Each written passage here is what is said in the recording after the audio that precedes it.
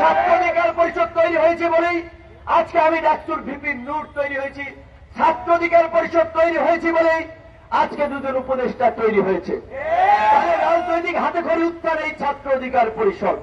এমনকি এই আন্দোলন সংগ্রামের নেতৃত্বের অগ্রভাগে ঢাকা থেকে ঢাকার বাইরে আপনারা যদি খোঁজ খবর নেন, অধিকাংশই ছাত্র অধিকার পরিষদের নেতা কর্মী কিংবা ছাত্র অধিকার পরিষদ থেকেই তাদের উত্থান।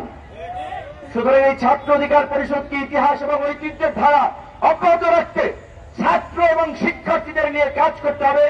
আজকে ছাত্র রাজনীতি বন্ধের যে আওয়াজ উঠছে, এটি সুস্থ ধারার ছাত্র রাজনীতি বন্ধের জন্য নয়, অপরাজনীতিতে আতঙ্কিত হয়ে আর কোন শিক্ষার্থী থেকে ধরো আবরার, সনি, আবু বক্কর, হাফিজের মতো শিক্ষা প্রতিষ্ঠানে জীবন দিতে না হয়, সেই কারণে শিক্ষার্থীরা আতঙ্ক থেকেই আজকের অপরাজনীতির বিরুদ্ধে আওয়াজ তুলছে।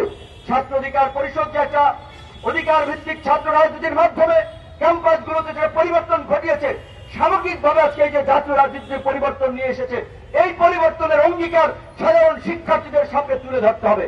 যখন ছাত্র দলের মতো বৃহৎ সংগঠন ক্যাম্পাসে মিছিল করতে পারে নাই, হামলা মামলা দফায় দফায় শিবিরের মতো সংগঠন যখন প্রকাশ্যে রাজনীতি করতে পারে নাই, ছাত্র অধিকার পরিষদের নেতা কর্মীরা সারা বাংলাদেশে রাজপথ থেকে ক্যাম্পাসে প্রকাশ্যে রাজনীতি করেছে, বীর দর্পে দাপিয়ে বেরিয়েছে, অন্যের সাথে আপোষ করে নাই, হামলা মামলার পরে বারবার উঠে দাঁড়িয়েছে।